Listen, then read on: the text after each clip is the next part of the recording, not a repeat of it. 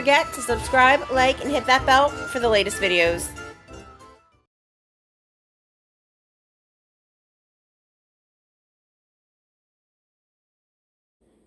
Hi everyone, welcome back to my channel. So today we're going to be doing a spooky cake for Halloween. It's so easy. You're just basically using a boxed devil's food cake. You want to make sure you grab your whipped cream.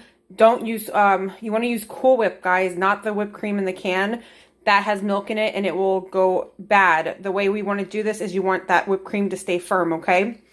And the country cherry, or you can use strawberry, whatever one you like better. I like strawberry better, but I didn't have it. I only have the cherry. The 3 eggs, the oil, and the water are for the super moist devil's food cake. And we'll go ahead and get started. Hey guys, so today we're making a really easy dessert for Halloween, okay? I mean, you can make it for anything, but honestly, I'm going to be using, I did it last year as well. I'm going to be using this little container to put it in, and I'll show you later how that looks. But what we're doing is we're going to start with just making this devil's food cake. Okay, so we're going to just follow the ingredients on the back of the box is what we got to do for that. Let me grab me a spoon. I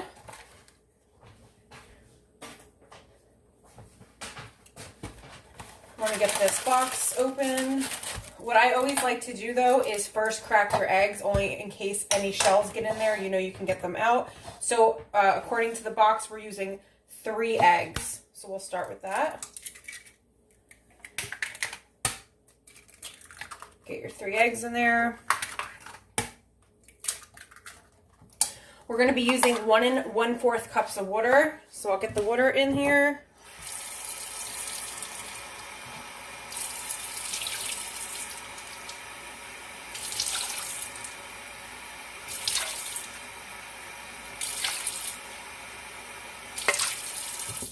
Okay, and then 1/2 cup of vegetable oil. So I'll get me that.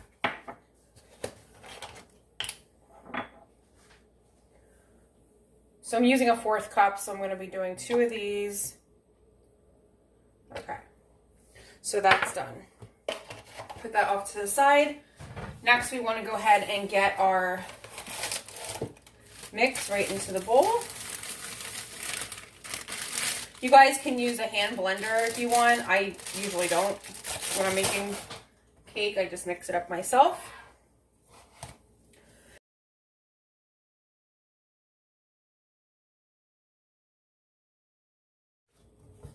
Okay, after that's mixed up, go ahead and get that in your pan. I'm just using this glass pan that I always like to use.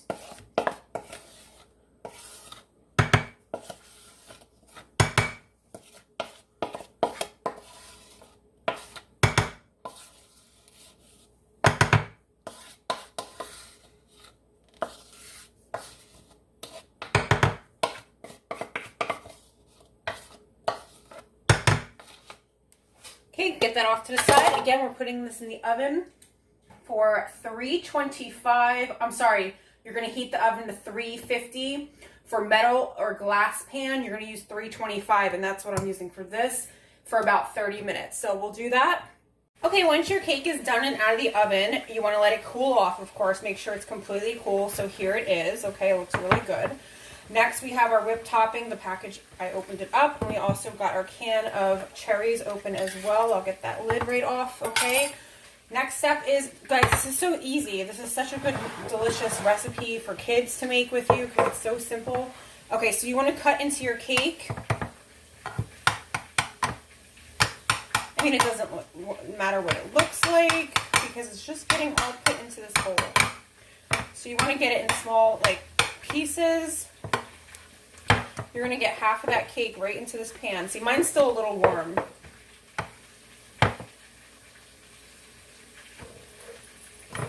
You can just take the thing and do it just like this.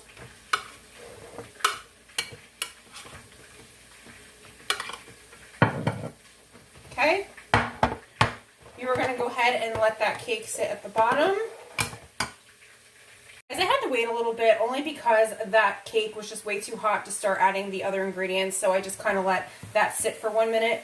Because the next step is you're going to want to go ahead and add some cherries, and I didn't want to do it incorrect. You just want your cake to be completely cooled off. So go ahead and add some cherries after you put your your cake mix in. You only want to use about half a can. We're basically layering, guys. Just you're going to be layering up everything.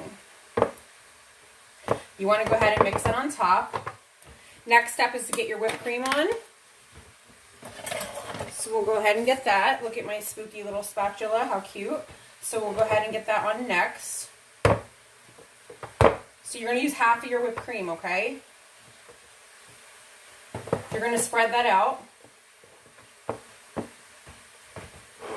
Right on top. Don't worry, this part doesn't have to look too pretty because you're going to be covering it with more cake anyway. You're just layering it. So that's kind of how it looks so far, okay? Next, you're going to go ahead and again layer with the rest of your cake. You're going to use all the rest of your cake here at this point. Get that right in the pan or the container. Get that off to the side. Oops, sorry about that. Break that down. Okay.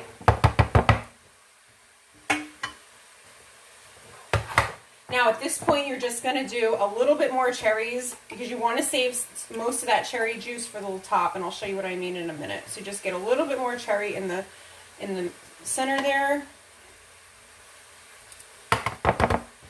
Okay, so it's kind of looking like that. And then you want to get the whipped cream again on the top.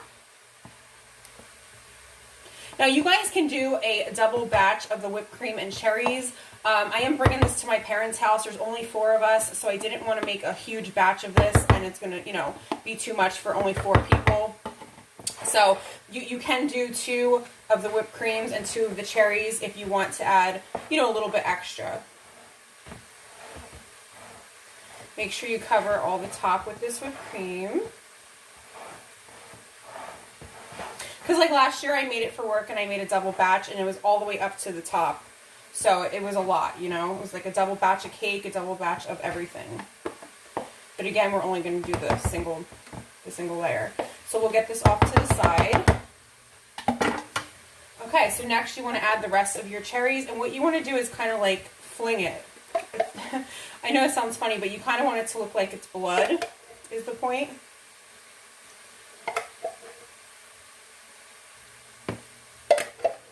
So you kind of just want to go like this with it.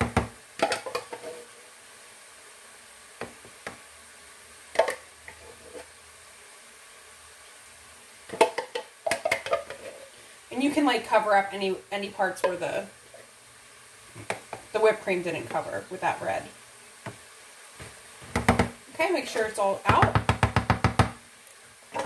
What you can do is just grab a quickly grab a paper towel and just wipe around the edges if you want it to look nicer.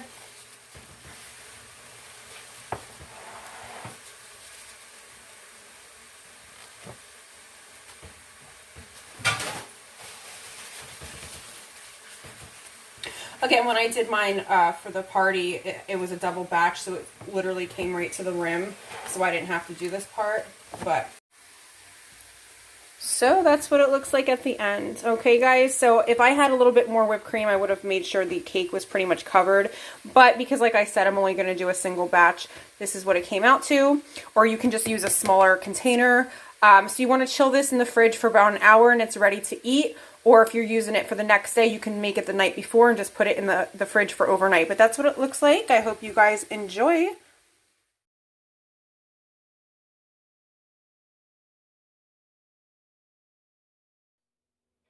Okay, so for the second part of this video, we are going to be making sausage and peppers. What we have here is 3 large green peppers. I didn't have red or yellow. However, I would usually do green, yellow, and red. 4 large onions, a little pinch of sugar. We're doing the meat inside the oil with the vegetables later. I don't eat pork, so we have sweet Italian chicken sausage, and then also the sweet Italian turkey sausage. And then I have the spices that are going to be needed. So we'll get started. Okay, guys, just to get started, what we want to start doing first is get some oil in your pan. So I'm going to be using this non-stick pan that I love. Okay, you've seen about how much I put in. Then you want to get your sausage open. So I'm going to grab a knife for that. Guys, do not cut into your sausage. You're leaving them exactly how they are in these links. Okay, place them right there in the oil.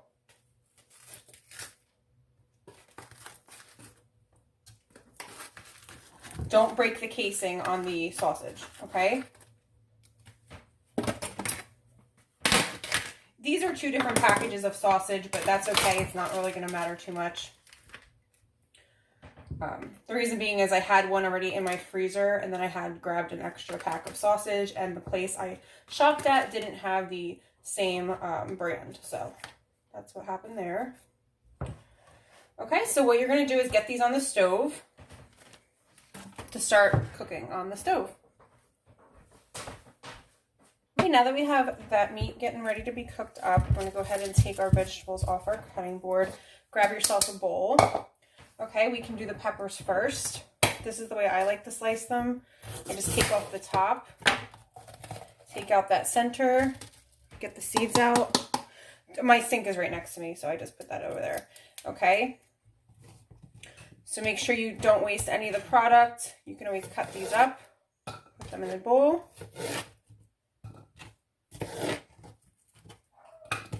Okay, so I like to cut my peppers just like this, where they're round pieces.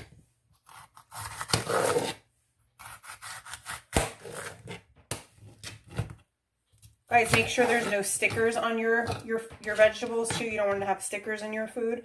That's actually happened to me, not to me, but my friend was making fresh sofrito, and actually she had given me some, and she actually left the stickers on the vegetables, and there were stickers throughout the whole thing. So not a good look.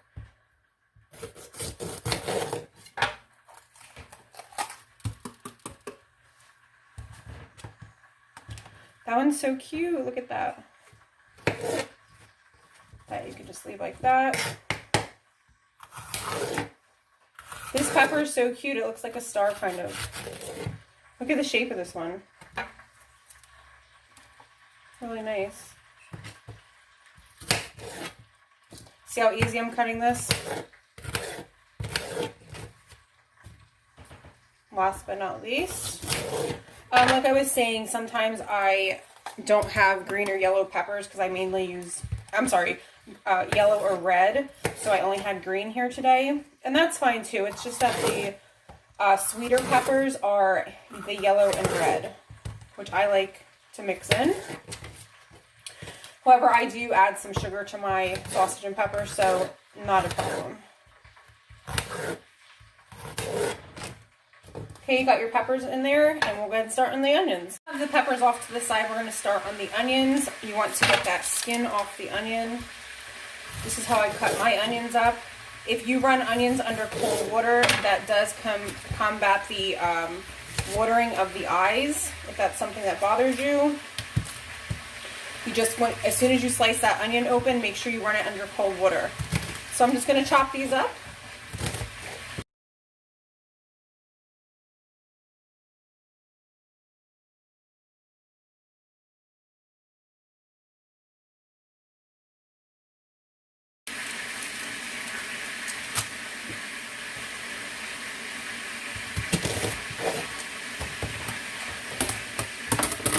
Now that's all chopped up. You do want to make sure each onion is broken down. You see how they're still all connected? Just get them apart so they're all in their own little section. As you can see, this is frying up very nicely. I'm going to go ahead and turn them over. Because I'm using oil, I'm going to pay attention to this, and I'll be right back. So once your sausage is brown on the outside, you want to start cutting it into pieces. So just go ahead and cut them into about 4 pieces out of each link. Okay, so once you have your pieces of sausage cut up into smaller pieces, you're going to let this still cook for a little bit longer, and then your next step is going to be to add the vegetables. The reason we cook the meat first and then put the vegetables in with it is because we don't want our vegetables to be overcooked. We want them semi-crispy still. Looks like our sausage is ready to add the vegetables in with it, so I'm going to go ahead and do that. Here, everything's mixed up together. We're ready to go with the seasoning. I'm putting salt. I'm going to say about a half a teaspoon of salt. You guys can determine how much salt you want. You can always add more, just keep that in mind. Next, we're going to do some onion powder. say about a teaspoon of that. We're also going to do a teaspoon of garlic powder. I'm sorry. Yeah, a whole teaspoon of garlic powder. You could add fresh garlic as well at this point if you'd like. I'm going to go in with some oregano. You're going to do about a half a teaspoon of that. And next, we're going to do a pinch of sugar.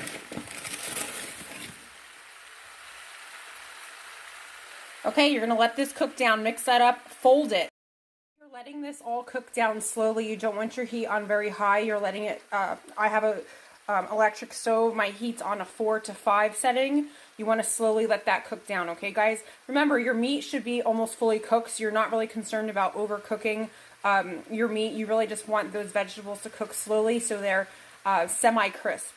Okay, so our sausage and peppers are definitely starting to cook down. They've been on the stove top after I've added the vegetables for about 10 minutes now. Again, I have the heat on low. At this point, your sausage and peppers are done. You don't want them cooked much more than this because, again, you want the vegetables to be nice and crispy but still soft. So you can do a quick taste test. Make sure you don't need any more spices in there. I wanted to add a little bit more salt and garlic. But that was for my taste. You guys can add a little pinch more if you feel like you want it as well. So what I'm also going to do next is, like I said, I'm bringing this to my parents' house.